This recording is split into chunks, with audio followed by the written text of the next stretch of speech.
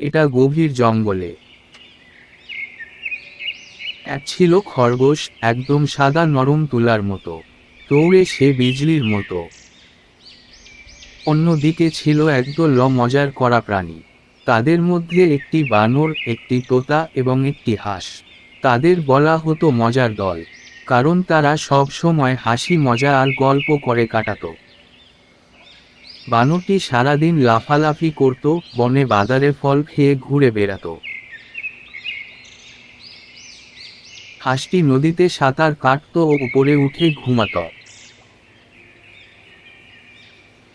তারা প্রতিদিন বিকেলে গল্প করত। তারা অনেক মজা করত। একদিন তুমি কি খরগোশকে দেখেছো? না, দেখিনি। ওকে কদিন ধরে দেখতে পাচ্ছি না। একদিন বিকেল বেলা সবাই মিলে গল্প করছিল। তখন সেখানে খরগোশটি যায় এবং বলে, তোমরা শুধু হাসো, মজা করো, কাজ কিছু করো না। আমি কিন্তু খুব ব্যস্ত প্রাণী। ভালো হেসে বলে, তোমার ব্যস্ততা নিয়ে চলো একটি খেলা খেলি। খেলা? খরগোশ খুব কৌতূহলী হয়ে পড়ল। তারা ঠিক করলো দৌড় প্রতিযোগিতা হবে। খরগোশ দৌড়াবে আর মজার দল মজা করবে। শেষে দেখা যাবে কে বেশি সুখী।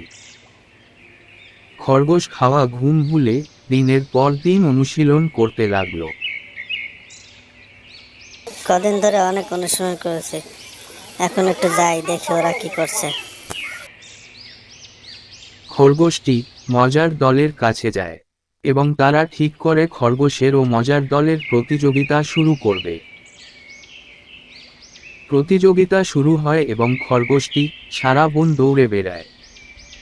সারা বন তো দৌড়ে বেড়ালাম, এইটুকু দৌড়ে ওদের কাছে যাব।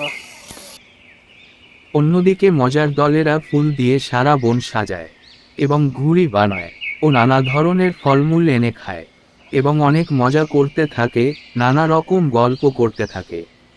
খরগোশটি দিন শেষে ক্লান্ত হয়ে হাঁপাতে হাঁপাতে মজার দলের কাছে ফিরে আসে এবং বলে, আমি তো জিতলাম, আমি তো সব কাজ করে এসেছি, কিন্তু চারদিকে হাসির রং আর মজার গন্ধ ছড়িয়ে পড়েছে কেন?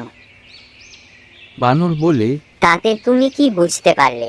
তখন খরগোশটি অবাক হলো এবং সে বলল, আমি বুঝেছি, জীবন শুধু দৌড় নয়, মাঝে মধ্যে একটু থেমে হাস্য, রস এবং মজা করে জীবনকে উপভোগ করা দরকার। Please like, subscribe and press the bell icon.